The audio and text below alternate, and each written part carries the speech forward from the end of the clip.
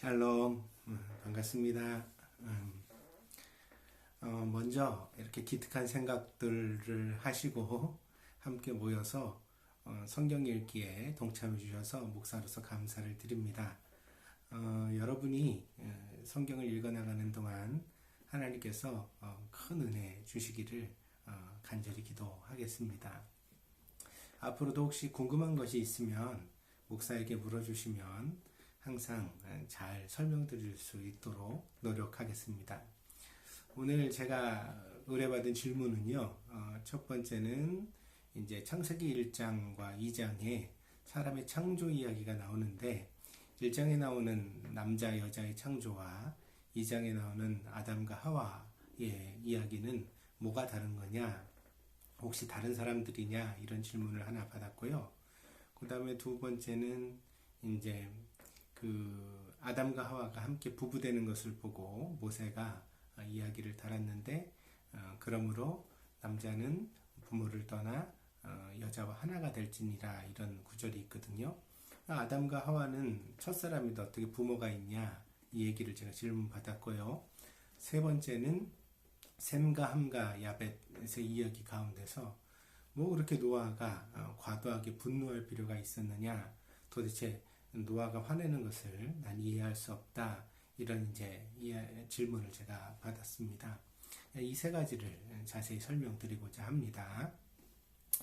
첫 번째로 창세기의 구조는요, 이제 우리가 돋보기 구조라고 그렇게 말하는데, 무슨 이야기냐면 전체를 조망한 다음에 자세하게 하나씩 초점을 맞춰서 이제 들어가는 구조를 가지고 있거든요. 그래서 이제 1장에서는 아웃라인, 그러니까 창조의 전체적인 이야기를 하는 겁니다. 그래서 이 우주의 창조, 이 세상의 창조를 갖다가 1장에서 이야기를 하고 있는 거거든요. 그러다 보니까 이제 거기에서 사람의 창조의 이야기는 아주 극히 간결하게 나오게 되어집니다. 그래서 하나님이 자기의 형상대로 남자와 여자를 창조하셨다, 이렇게 이제 언급되어져 있는 것이 1장의 내용이겠죠.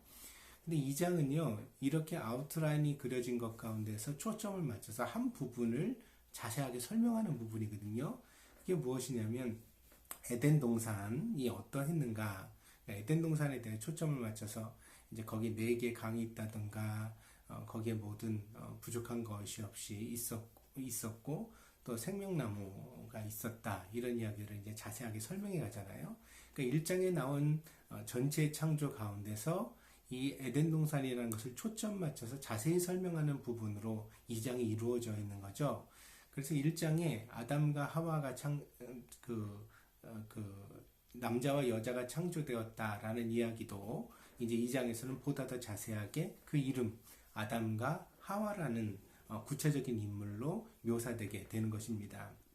그래서 이제 이 이야기는 별개의 것이 아니라 1장의 것을 보다 더 자세하게 풀어가는 이야기의 형식으로 창세기가 저술된 것이다, 이렇게 이해하시면 되겠습니다.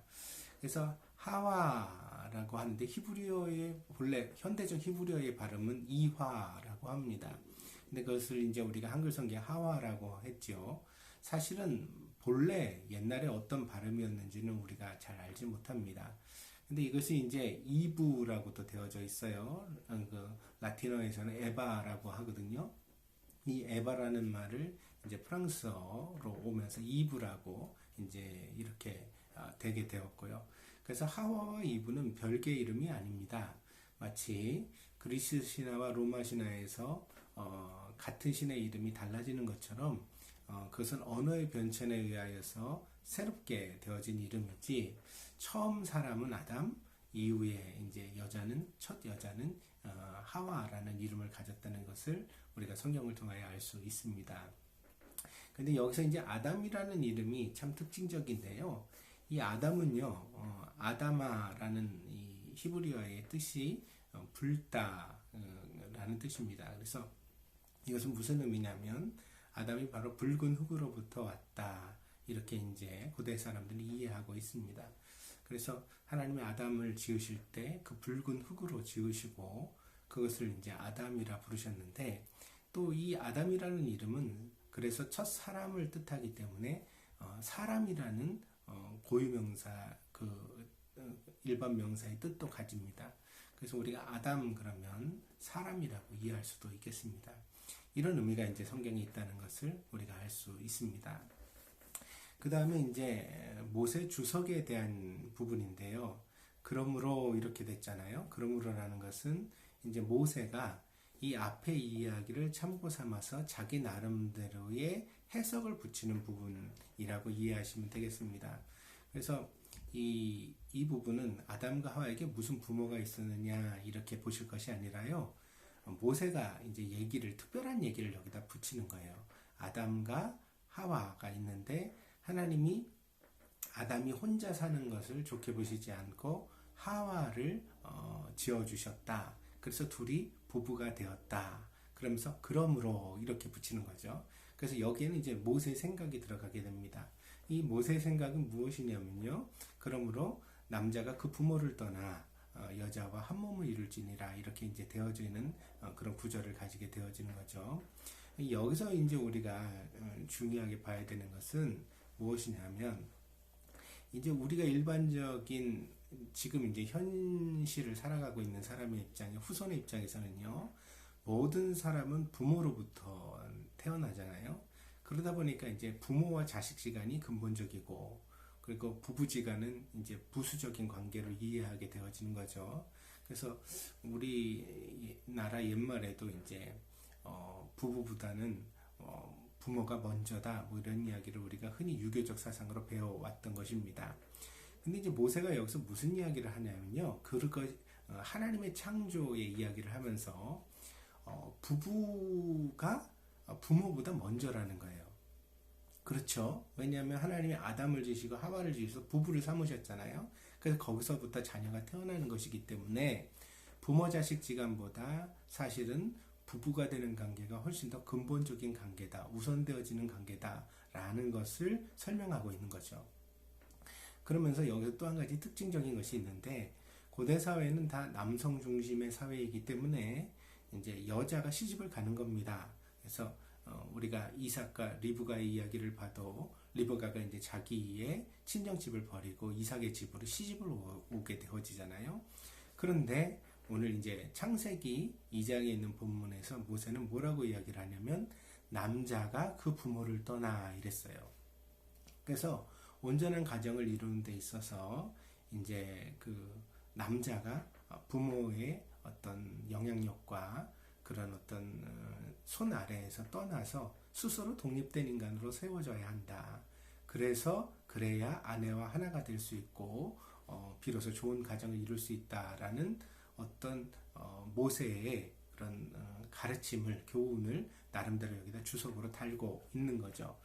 그래서 우리가 여기서 이해할 것은 이제 부부됨이 얼마나 특별한 관계인가, 하나님의 특별한 은총이라는 것, 모든 인간관계의 근본은 부모 자식지간이 아니라 바로 이 부부됨으로부터 시작되었다는 그런 관점을 이제 성경이 준다는 것을 이해하셔야 되고, 두 번째는 자녀가 성장하면 마땅히 그 부모를 떠나야 된다. 특별히 남자에게 이 의무를 부과하고 있는 것은 우리가 주목하여 볼 필요가 있습니다. 그래서 이것은 남자만이 아니라 남자와 여자가 하나 되는 과정, 하나 되는 것이 가정이기 때문에 모든 성인은 바로 그렇게 부모로부터 독립된 자기 인생을 주체적으로 살아가야 한다는 가르침이 여기 내포되어 있다고 하겠습니다. 세 번째로 이제 궁금해하신 것이 셈과 함과 야벳의 이야기인데요. 여기는 이제 여러 가지 이야기가 있습니다. 왜냐하면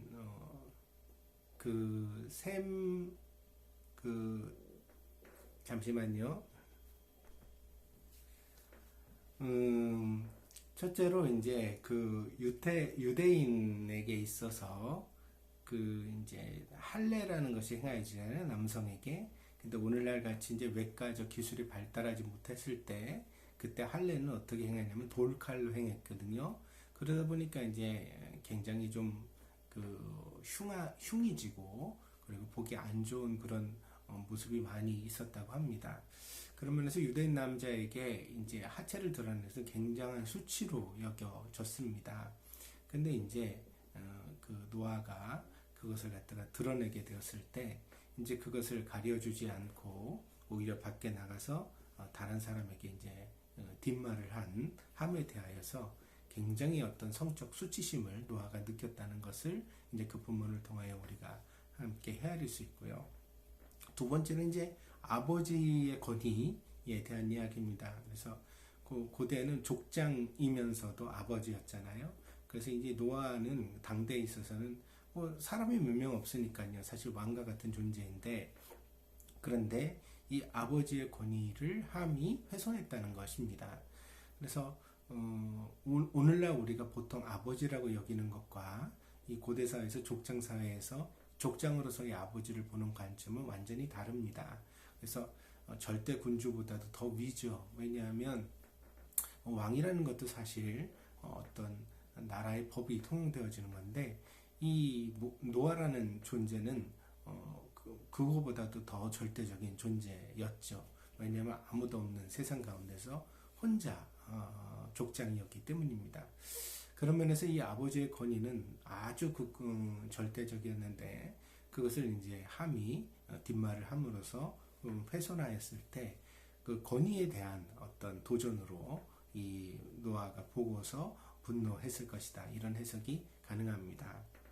그래서 하나는 유대인의 할례로 인한 수치가 드러나는 것에 대한 성적 수치심, 두 번째는 이제 족장으로서의 권위에 대한 도전. 근데 이 두 가지가 합쳐졌다고도 볼 수가 있겠죠. 그래서 이 노아가 아주 극심하게 함에게 저주를 쏟아내고 분노했다고 이해할 수 있겠습니다. 근데요, 여기에 숨겨져 있는 이야기가 하나 더 있습니다. 왜냐하면 이 이야기의 발단이 뭔지를 기억해 보세요. 그게 뭐냐면 포도주를 처음 농사여서 이제 포도를 농사여서 거두게 되어지고, 그래서 포도주를 만들어 먹고 노아가 되취하여서, 그래서 이제 자기의 수치를 다 드러낸 것이 이 이야기의 발단이기 때문입니다. 그래서요, 이 성경에는 포도주가 나쁜 이미지만이 아닙니다. 성경 속에서 포도주는요, 잔치, 천국의 잔치를 어떤 상징하는 하나님이 주시는 기쁨, 지극한 기쁨, 또 뭐 축복, 이런 상징으로 등장을 하거든요. 그렇기 때문에 예수님께서도 가나의 혼인잔치에서 물로 포도주를 만드셨던 거죠. 만약에 포도주가 나쁜 이미지만 가지고 있다면 그것은 이제 뭐라 그럴까요? 예수님이 포도주를 아무리 기적이지만 만드실 일이 없었겠죠. 근데 예수님이 포도주를 만들어 주신 것은 잔치 속에 포도주가 있어야 된다는 것이고, 포도주를 마시고 사람이 누리는 기쁨, 즐거움에 대해서 어느 정도는 좀 인정해 주신 것이라고 우리가 이해할 수 있겠습니다. 그런데 이 포도주는 이제 양가적 특성이 있거든요. 뭐냐면 지나치면 사람을 파괴합니다. 사람을 망가지게 하죠. 그래서 포도주를 즐기는 사람은 굉장히 안 좋은 사람으로, 우리 신앙에 반하는 사람으로 사도 바울의 서신에 묘사되어져 있기도 합니다. 그래서 이 포도주라는 것이 사람에게 어느 정도 적당한 선에서는 즐거움을 주지만 그것을 넘어섰을 때는 사람을 망가뜨리는 도구가 된다는 거죠. 그런데 이제 오늘 본문에서 이 창세기에서 노아가 농사를 짓고 거두어서 포도를 거두었을 때 그것을 포도주를 만들어 먹고 대취하여서 그만 자기의 하체를 전부 다 드러내는 그런 실수를 하게 되어지고, 그리고 나서 깨자마자 이제 불같이 화를 내죠. 근데 잠에서 깼지만 술에서 깼다고도 볼 수는 없겠죠. 그건 조금 다르지 않겠습니까?